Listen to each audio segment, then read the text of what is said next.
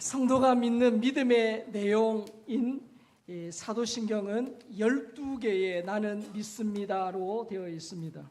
자, 오늘은 이제 11번째 나는 몸이 다시 사는 것을 믿습니다입니다. 자, 오늘 살펴볼 이제 몸의 부활, 그리고 다음 주에 살펴볼 영원히 사는 영생, 이 부분은 우리 살아있는 사람은 체험할 수 없는, 즉 죽음 이후의 사건이기 때문에 우리가 경험할 수 없는 그런 일입니다. 자, 그러나 우리는 죽어보지 않았지만 우리 죽음 이후에 우리가 어떻게 될 것인지를 우리는 성경을 통해 알 수 있고, 그것을 믿음으로 살아있지만 죽음 이후에 되어질 일을 우리가 고백할 수 있는 거죠. 자, 제가 질문 하나 하겠습니다. 여러분 한번 속으로 대답해 보시면 좋겠습니다. 자, 나는 죽음이 두렵다, 두렵지 않다. 저는 항상 둘 중에 하나 질문 답만 드립니다. 질문만 드려요. 자, 나는 죽음이 두렵다, 두렵지 않다. 자, 갑작스러운 질문이라 당황스러울 수도 있는데, 자, 그럼 다시 한번 질문해 보겠습니다. 신앙이 좋은 사람은 죽음을 두려워할까요? 두려워하지 않을까요? 두려워하지 않는다. 자, 이 질문에 대한 힌트가 되는 기사가 있어요. 독일의 대표적인 시사 주간지 이 슈피겔에서 세계적인 그런 학술지에 실린 죽음에 관한 두려움과 종교와의 상관관계를 에 대한 것을 보도를 했습니다. 자, 그래서 4, 5세기를 믿는 종교인들과 그렇지 않은 사람들이 이 죽음을 대하는 태도나 마음가짐이 어땠는지를 조사를 한 거예요. 영국과 미국 또 호주와 뉴질랜드의 학자들이 공동 연구한 프로젝트입니다. 얼마를 했냐면 1961년부터 2014년까지, 그러니까 53년 동안 이 죽음에 대한 두려움과 종교의 상관관계에 대한 논문을 살폈는데 100편이 넘는 106편의 논문을 정밀 분석을 했습니다. 그리고 전 세계 2만 6천 명을 대상으로 연구한 데이터도 분석을 한 거예요. 자, 결론이 어떻게 났냐? 자, 4, 5세기를 믿는 종교인이나 일반인이나 참 아이러니하게도 별반 차이가 없더라는 거예요. 자, 이 무슨 말입니까? 종교인이나 일반인이나 모두 죽음에 대한 두려움이 있다는 거죠. 좀 더 엄밀히 따지면 믿지 않는 사람들 중에도 죽음에 대하여 두려워하지 않는 사람도 있고, 믿는 사람임에도 불구하고 죽음에 대하여 두려워하는 사람이 많았다는 거예요. 자, 우리가 얼핏 생각하면 아까도 여러분들이 말씀하셨지만 이 4, 5세기를 믿는 이 종교인들이 죽음에 대해서 덜 두려워할 것 같은데 그렇지 않다라는 거죠. 자, 이건 뭘 의미합니까? 인간이기 때문에 죽음 이후에, 즉 살아서는 경험할 수 없는 그 죽음의 세계에 대한 두려움을 가지고 있다는 거죠. 그래서 인간은 누구나 이 죽음이라는 복병을 두려워하게 합니다. 그래서 여러분 성경 욥기 18장 14절에 보니까 이 죽음을 공포의 왕이다 그렇게 표현을 했어요. 그리고 다윗도 시편 55편 4절 5절에서 죽음에 대한 두려움을 언급합니다. 같이 읽어볼까요? 내 마음이 내 속에서 심히 아파하며 사망의 위험이 내게 이르렀도다. 두려움과 떨림이 내게 이르고 공포가 나를 덮었도다. 그 믿음의 다윗 또한 이 죽음의 공포를 앞에 섰을 때, 이 죽음이라는 현실 앞에 설 때 두렵다라고 말하는 거죠. 그래서 인간은 누구나 이 죽음을 꺼려합니다. 꺼려하시. 직면하기를 무서워해요. 자, 죽음이 무섭고 두려운 이유는 뭡니까? 항상 어느 때라도 찾아올 수 있는 인생의 불청객이기 때문이에요.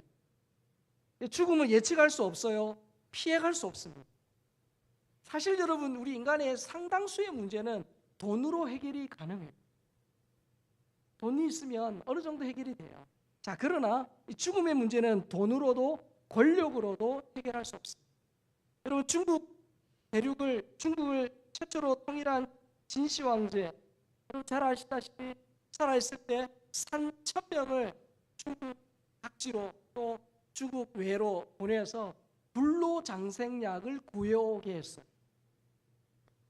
그렇게 노력했음에도 불구하고 그가 50세도 못 되어 죽었죠. 물론 그 당시에는 뭐 많이 산 겁니다. 적지 않은 나이였어요. 하지만 영생불사를 꿈꾸던 그 열정과 노력에 비해서는 일찍 죽었어요. 그래서 인간은 아무도 이 죽음을 막을 수 없고 죽음을 이길 수 없습니다. 우리 그런 얘기 들었잖아요. 수천억, 수백억, 수천억을 가진 재벌 회장이 내가 돈은 얼마든지 줄 테니까 내 목숨을 좀 연장해 달라 라고 주치의한테 아무리 애원해도 그 생명을 더 연장시키지 못했던 뭐 그 얘기는 우리가 잘 알고 있지 않습니까? 이처럼 죽음의 공포는 사람들을 괴롭히는 인생의 불청객이에요. 사람들은 이 죽음의 공포를 잊기 위해 백방으로 노력합니다. 그 노력의 끝에는 양극단에 도달해요. 하나는 뭐냐면 쾌락주의고 또 하나는 금욕주의입니다. 이 죽음에 대한 두려움을 잊어버리고 죽음의 공포로부터 도피처가 바로 쾌락이에요. 쾌락. 그래서 그리스 역사가 헤로도토스는 그의 책 역사에서 이런 예를 들어요. 옛날 이집트에서 파티를 합니다. 축제를 할 때 참석자들의 흥을 돋우는 방법이 있어요. 그 축제를, 그 파티를 열리는 집의 종들이 관을 가지고 옵니다. 관을 가지고 오고 그 관 안에 인간의 모습을 한 그런 사람 모양의 인형을 놓고요. 이 4명의 종이 그 관을 들고 그 청중들을 다니면서 이렇게 외쳤어요. 여러분, 죽으면 다 이렇게 됩니다. 그러니까 오늘 밤을 즐기십시오. 생의 즐거움을 만끽하십시오. 그렇게 외치는 거예요. 그러면 이것을 본 참석자들은 흥분합니다. 그래, 맞다. 죽으면 끝이야. 인생 짧은데 신나게 한번 놀아보자. 그러면서 쾌락으로 빠져드는 거예요. 이런 태도를 스페인어로 케세라 세라, 그렇게 한국어 말로 번역하자면 될 대로 되게 하라. 그래서 우리 뭐 될 대로 되라, 뭐 인생 한 번뿐인데 뭐 그러면서 살잖아요. 그게 뭡니까? 이 죽음의 공포를 잊기 위한 방법, 특별히 어떤 쾌락으로 죽음의 공포를 잊기 위한 방법입니다. 쾌락주의의 정반대의 흐름인데 바로 금욕주의입니다. 자, 금욕주의의 뿌리 또한 이 죽음에 대한 공포예요. 쾌락주의가 죽음을 생각하지 않고 잊는 그런 방법이라면 이 금욕주의는 죽음과 직면해서 죽음을 인정하고 의식하면서 인간의 힘으로 죽음을 정면 돌파하려는 시도입니다. 그래서 그들이 이렇게 말합니다. 인간은 원래 다 죽는 거야. 그러니 이상해할 것도 없고 두려워할 것도 없어. 그러면서 수양의 수양을 거듭하죠. 그들이 잘 쓰는 말이 있습니다. 메멘토 모리, 죽음을 기억하라. 그래서 허물을 극복하고 진지하게 살아보려고 애를 씁니다. 그러나 그들의 마음은 늘 우울해요. 왜? 그들의 앞에는 죽음밖에 없기 때문이죠. 근데 이 금욕주의의 끝은 결국은 허무주의고, 결국은 허무주의의 사람은 인생의 의미를 발견하지 못한 채 그 마지막을 극단적으로 몰아가게 됩니다. 누군가 이제 병원에서 당신의 남은 시간은 길어봤자 한 달입니다라는 의사의 사형 선고 갈림길에 서면 이 둘 중에 한 길을 걸어간다는 거죠. 한 달 동안 못했던 것들을 다 하면서 죽음을 잊거나 아니면 죽음을 잘 맞이하기 위해 애를 쓰든지 할 겁니다. 자, 여러분, 쾌락주의든 금욕주의든 다 어떤 생각이 밑바닥에 깔려있냐면 죽음은 끝이다, 죽으면 다 끝난다라는 생각을 하고 있어요. 죽음 뒤에 새로운 삶이 있다는 분명한 확신이 없으니까 쾌락주의나 금욕주의의 도피처로 들어가 죽음을 부정하는 거예요. 자, 그러나 여러분, 죽음은 끝이 아닙니다. 기독교에서는 분명히 말합니다. 오늘 사도신경에서 말하는 것처럼 몸이 다시 사는 것을 믿습니다. 이게 기독교의 핵심이에요. 기독교는 죽음 이후에 영혼만 영원히 사는 게 아니라 장차 몸도 부활할 것을 믿습니다. 자, 그런데 여러분, 우리가 매주 사도신경을 하면서 몸이 다시 사는 것을 믿습니다라는 이 고백을 한 이유가 있습니다. 예전에도 살펴봤듯이 사도신경이 만들어질 당시에 초대교회를 가장 영적으로 그렇게 어지럽혔던 이단은 영지주의입니다. 자, 영지주의는 뭡니까? 물질은 악하고 영혼은 선하다라고 주장하는 이원론 이단이에요. 그래서 인간에게 이렇게 고통이 있는 이유는 영혼이 이 저급한 물질인 육체에 갇혀 있기 때문이에요. 그래서 육체에서 벗어나는 것이 해탈이고 구원이다, 그렇게 말합니다. 그리고 그 육체에서 벗어나는 방법이 뭡니까? 영적인 지식, 즉 영지가 필요하다, 그렇게 말합니다. 그래서 영지주의는 예수님이 십자가에서 죽은 것은 실제가 아니라 일종의 환상이다. 또한 예수님의 부활도 실제가 아닌 영적으로 일어난 일이다, 그렇게 말합니다. 그래서 영지주의 이단의 이런 잘못된 가르침에 맞서서 나는 몸의 부활을 믿습니다라고 고백을 한 거예요. 자, 그러면 여러분, 과연 인간이 가장 두려워하고 인간의 어떠한 방법으로도 해결할 수 없는 이 죽음이라는 것은 과연 무엇이며, 이 몸의 부활, 우리가 믿고 있는 몸의 부활은 무엇이냐는 거죠. 자, 여러분, 천사는 영혼은 있지만 몸이 없죠. 동물은 몸은 있지만 영혼은 없어요. 몸과 영혼을 다 가진 유일한 피조물은 인간입니다. 자, 그런데 우리가 여러분, 사람이 죽음에 대한, 우리도 심심치 않게 부고장을 받잖아요. 누가 죽었다라고 했을 때 죽음이라는 말을 들으면 우리는 흔히 이렇게 떠올립니다. 심장이 멈춘 상태, 호흡이 끊어진 상태라고 말하죠. 자, 하지만 성경은 인간의 죽음을 세 가지 차원에서 말합니다. 첫 번째는 뭐냐면 영혼의 죽음이요, 즉 영적인 죽음이요. 자, 성경에서 말하는 죽음은 이 육체적인 죽음 이전에 하나님과의 관계가 끊어진, 하나님과 분리된 영혼의 죽음, 영적인 죽음을 의미합니다. 자, 아담과 하와의 범죄로 인간은 하나님과 분리되었어요. 하나님의 품을 떠났습니다. 그래서 에베소서 2장 1절에 보면 이렇게 되어 있죠. 그는 허물과 죄로 죽었던 너희를 살리셨도다. 이미 죽었어요. 여기 죽었다는 것은 육체적으로 죽었다는 얘기가 아니에요. 근데 영혼이 죽었다. 허물과 죄로 영혼이 죽어버린 거예요. 영적으로 죽은 거예요. 그래서 육체적으로 살아있습니다. 우리처럼 육체적으로 살아있으나 하나님과의 관계가 끊어진 영혼이 죽은 사람은 하나님을 그래서 알 수 없는 거예요. 하나님을 알 수 없으니까, 모르니까 하나님 말씀에 순종할 수도 없어요. 그래서 하나님의 형상대로 우리 모든 사람은, 신자든 불신자든 모든 사람은 하나님의 형상대로 지음을 받았지만 하나님을 모르니까 하나님과의 교제가 없는 거예요. 그러니까 자기가 인생의 주인 되어서 자기 힘으로 인생을 살아가는 거예요. 이런 사람들은 마치 엄마를 잃어버린 아이처럼 매사에 불안하고 공허해요. 하나님과의 관계가 끊어졌기 때문이죠. 자, 그러나 우리가 예수님을 믿으면 이 분리되었던 하나님과의 관계가 예수님의 십자가로 말미암아 이어지는 거예요. 회복이 되는 거예요. 죽었던 영혼이 살아납니다. 그래서 이 영혼이 살아나는 것을 우리가 중생, 거듭남이라고 말하죠. 그래서 사람이 성령으로 거듭나면 끊어졌던 그 하나님과 다시 바른 관계를 맺게 됩니다.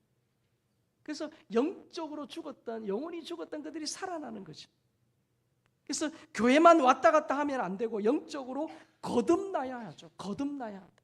여러분, 거듭난다는 말은 위로부터 태어난다는 말이죠. 여러분, 우리 모두는 모태에서 태어났어요. 엄마에게서 태어났어요. 모태에서 태어난 것이 땅에서 태어난 것이라면 이 거듭나는 것은 위로부터 태어나는 거예요. 위로부터 태어나는 건 뭡니까? 예수님을 믿으면 그 분리되었던 하나님과의 관계가 회복이 되고 이어지고 죽었던 영혼이 살아나는 것이 중생 거듭남이에요. 그래서 여러분, 교회를 몇십 년 다녔다는 것이 중요한 것이 아니라 성도는 반드시 성령으로 거듭나요. 영적으로 거듭나요. 거듭나요.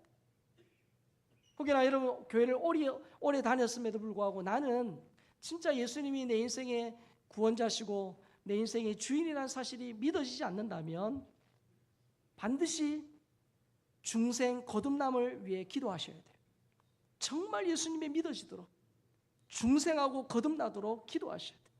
그러면서 하나님께서 그런 자에게 성령으로 거듭나는, 그래서 믿어지지 않던 하나님이 믿어지고 예수님이 믿어지는 그런 거듭남을 반드시 체험해야 됩니다. 거듭날 때 영혼이 다시 살아나는 거죠. 자, 성경에서 말하는 죽음 두 번째는 바로 우리가 흔히 말하는 육체적인 죽음이에요. 사람들이 말하는 그런 죽음이죠. 심장이 멈춘 것이나 호흡이 끊어진 상태를 의미합니다. 자, 하지만 여러분, 성경에서 말하는 육체의 죽음은 하나님과 분리되어 영적으로 죽은 것처럼 육체와 영혼의 분리가 육체의 죽음이에요. 그래서 영혼이 몸을 떠나면 몸은 죽게 되는 거죠. 자, 우리가 흔히 말하는 딱 사람이 죽으면 어떻게 됩니까? 영혼과 육체의 분리가 일어나죠. 자, 그래서 구원받은 영혼은 어디예요? 천국으로 가고, 그리고 예수님을 믿지 않아 구원받지 못한 영혼은 음부, 즉 지옥으로 갑니다. 그리고 이 몸과 분리되어 낙원에 있는 영혼은 몸이 부활하여 다시 결합하기까지 천사같이 몸이 없는 영적인 그런 상태로 존재해요. 아까 영혼과 몸이 분리됐죠. 몸은 어디요? 장례라는 이 절차를 통해서 흙으로 돌아갑니다. 썩어서 흙으로 돌아가요. 자, 그래서 이미 천국에 가 있는 그 영적인 상태의 사람이 나중에 어떻게 됩니까? 예수님이 재림하시면 몸이 다시 살아나서 온전한 상태가 되는 것이죠. 자, 성경에서 말하는 죽음 세 번째는 바로 영원한 죽음이에요. 첫 번째는 영적인 죽음, 영혼의 죽음. 두 번째는 육체적인 죽음. 세 번째는 영원한 죽음. 다시 말해서 둘째 사망이에요. 자, 영원한 죽음이 뭡니까? 성경은 여러분, 예수님이 재림하시면, 다시 오시면 모든 사람, 즉 예수님 재림할 때 죽었던 모든 사람이 다 부활해요. 성도만 부활하는 게 아니에요. 자, 요한복음 5장 28절 29절입니다. 시작. 이를 놀랍게 여기지 말라. 무덤 속에 있는 자가 다 그의 음성을 들을 때가 오나니 선한 일을 행한 자는 생명의 부활로 악한 일을 행한 자는 심판의 부활로 나오리라. 자, 요한복음에서 선한 일을 행한 자, 이거는 착한 일을 행한 자가 아니라 즉 예수를 믿는 사람을 말하고요. 악한 일을 행한 자는 마찬가지로 예수님을 믿지 않는 자를 의미합니다. 자, 그러면 예수 믿는 사람과 믿지 않는 사람이 다 부활하는데 부활의 종류가 달라요. 예수 믿는 사람은 영생을 얻기 위한 생명의 부활을 합니다. 반면에 악한 일을 행한 자, 즉 예수 믿지 않는 사람은 영벌을 받기 위한 심판의 부활을 하게 되죠. 자, 구원받지 못한 사람은 부활하여 최후의 심판으로 불못에 던져져서 영원히 살게 돼요. 그것이 요한계시록 20장 14절 15절입니다. 사망과 음부도 불못에 던져지니 이것은 둘째 사망고 불못이라. 누구든지 생명책에 기록되지 못한 자는 불못에 던져지더라. 자, 영원한 죽음. 이 영원한 죽음은 이제 불못에 던져져서 하나님과 영원히 분리되는 것을 말해요. 성경은 이 죽음을 둘째 사망이다 그렇게 말합니다. 예수 믿지 않고 죽으면 불못에 던져져서 하나님과 영원히 분리되는 거예요. 반면에 하나님의 생명책에 이름이 기록되어 있는 자, 즉 예수님을 믿는 자들은, 구원받은 성도들은 부활해서 새하늘과 새 땅에 들어가서 영생복락을 누리게 되죠. 자, 그래서 여러분, 우리 성도들은요, 즉 살아있을 때 예수님을 믿으면 이 둘째 사명, 다른 말로 영원한 죽음이 없어요. 왜죠? 우리가 살아있을 때 예수님을 믿으면, 원래는 우리는 영적으로 다 죽었던 존재지만 예수님을 믿을 때 영적으로 어떻게 다시 살아나죠. 영적으로 다시 살아난 사람은 육체적인 죽음, 즉 우리가 흔히 말하는 육체적인 죽음을 맞이해도 이 영원한 죽음은 없어요. 영원한 죽음은 면제예요. 왜? 하나님 안에서 영적으로 살았기 때문에. 반면에 예수를 믿지 않고 육체적 죽음이 오면, 즉 우리가 살아있을 때 예수를 믿지 않고 육체의 죽음이 오면 다시 구원받을 수 없는 영원한 죽음, 불못에 던져지면 다시금 기회가 없어요. 영원한 죽음을 맞이하게 돼요. 그래서 우리가 지금 살아있을 때 예수 믿을 수 있는 기회예요. 죽고 나면 더 이상의 기회가 없어요. 그래서 우리가 아직 믿지 않는 우리의 가족들, 친척들, VIP들을 위해서 기도하고 그분들이 예수 믿게끔 계속 기도하면서 권면하는 이유가 거기 있어요. 죽고 나면 더 이상 기회가 없어요. 죽고 나서 예수 믿지 않고 죽으면 불못에 들어가면 영원한 분리예요. 그때는 더 이상의 방법이 없어요. 그래서 죽기 전에 어떻게 해요? 육체적인 죽음을 맞이하기 전에 영적으로 살아나야 영원한 죽음을 맞이하지 않게 되는 거예요. 자, 그러면 여러분, 우리 성도들의 몸이 다시 산다라고 우리가 매주 고백하는데 이게 과연 어떤 의미냐 하는 거예요. 자, 여러분, 예수님이 이 땅에 계실 때 죽었던 사람을 살린 케이스가 여럿 있죠.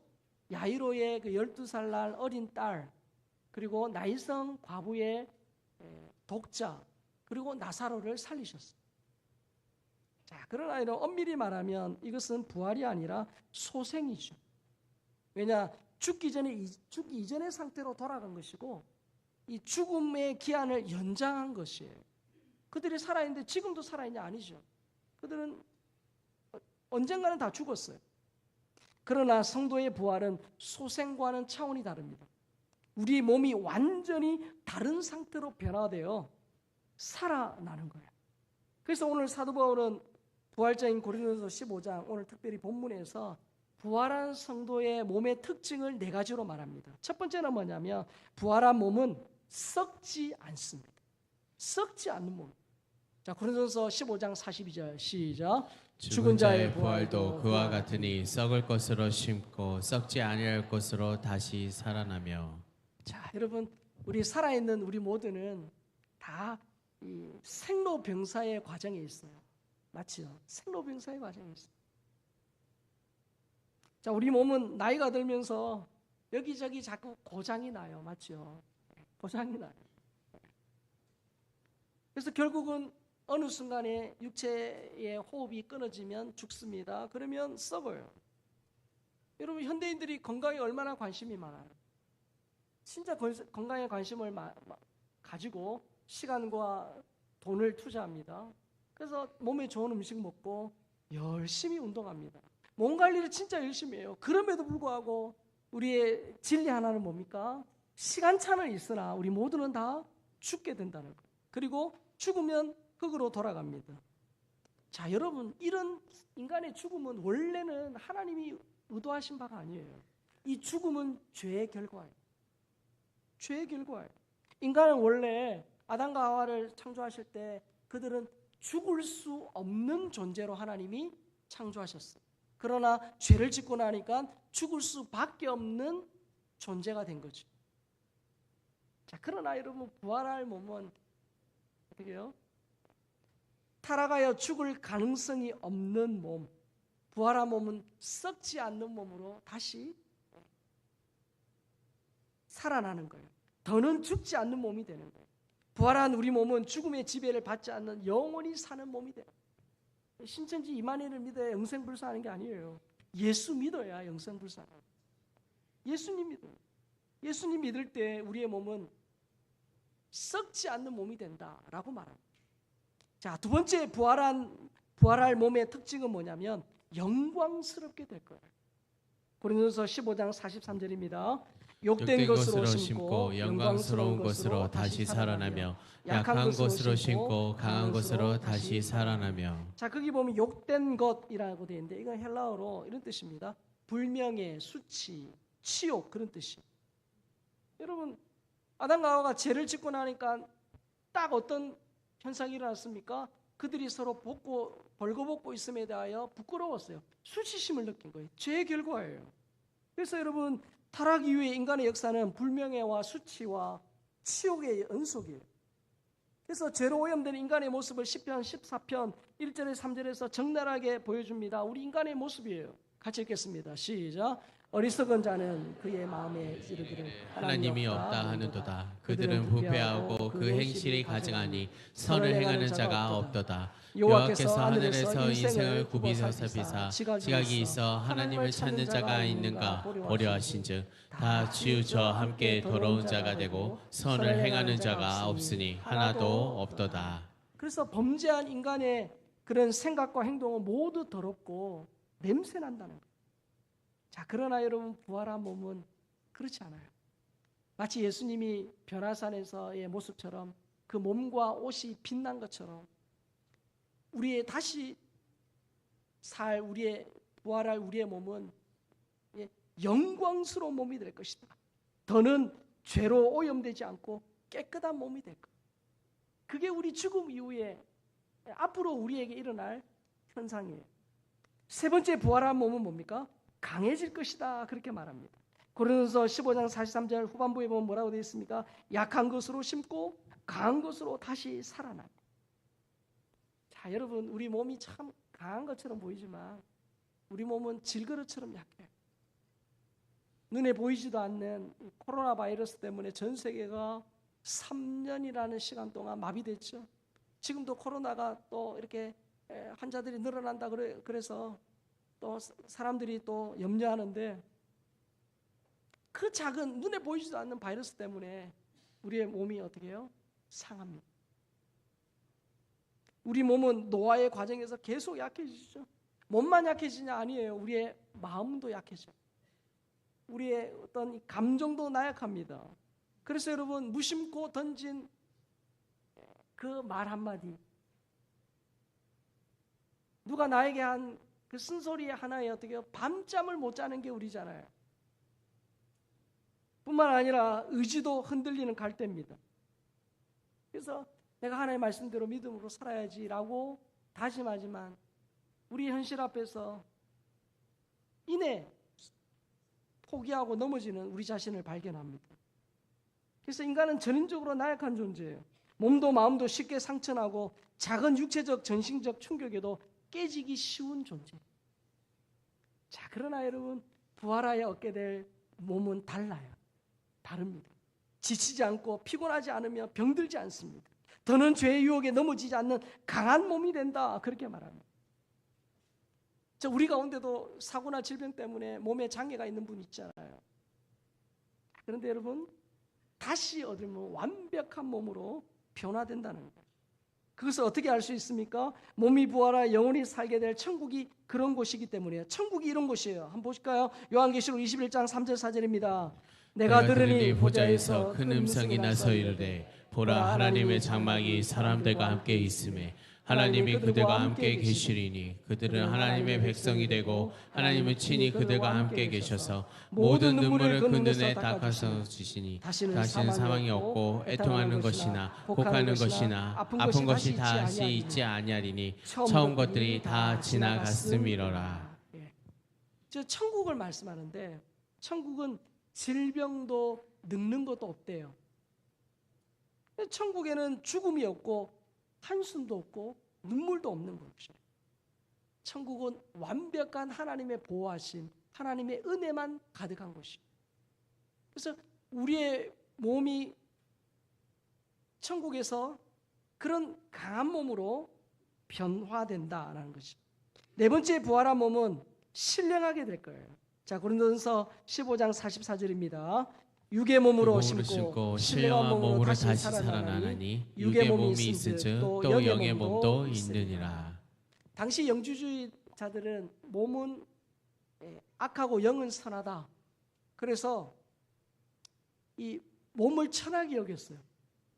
당시 영주주의 사람들에게 신령한 몸으로 부활한다라는 것은 매우 충격적인 사실입니다. 그러나 여러분, 성경은 몸 자체를 멸시하지 않아요. 오히려 몸은 성령이 거하는 전입니다. 거룩한 곳이요. 그래서 여러분, 우리 성도가 몸을 함부로 다루면 안 돼요. 몸을 망가뜨리면 안 돼요. 몸을 망가뜨리는 것을 먹거나 몸을 학대하는 것은 비성경적입니다. 그래서 여러분, 우리가 또 술을 금하고 담배를 하지 않는, 그래서 몸에 해로운 것들 안 하는 이유가 뭡니까? 그게 예수 믿기 때문에 안 해야 된다, 그걸 하기보단 몸은 하나님이 우리에게 주신 굉장히 소중한 성령의 전이에요. 그래서 이 몸을 함부로, 그리고 이 몸을 학대하는 것은 하나님이 기뻐하지 않으셔요.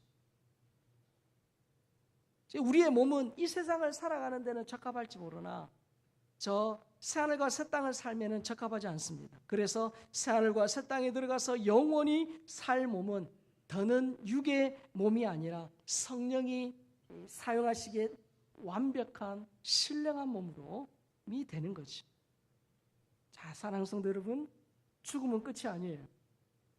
기독교에서 죽음은 새로운 시작입니다. 성도의 몸은 썩지 않고 영광스러우며 강하고 신령한 몸으로 다시 살아납니다.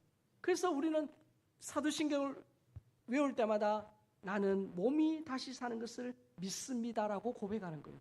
여러분, 이 고백은 죽음을 미화하거나 이 죽음의 공포를 잊기 위한 영적인 마취제가 아니에요. 이것은 우리 성도들의 죽음 이후에 반드시 일어날 사건이며 우리 성도들에게 미리 보여주시는 미래의 모습이. 그래서 여러분, 나는 몸이 다시 사는 것을 믿습니다 라는 이 확신 속에 죽음의 공포 누구에나 있으나 그 죽음의 공포보다 죽음 이후에 우리 몸의 그 거룩한 부활을 더 사모하고, 특별히 나는 몸이 다시 사는 것을 믿습니다가 내 고백이 되는 우리 모든 주 백성 되시기를 예수님의 이름으로 축복합니다. 이 시간 말씀을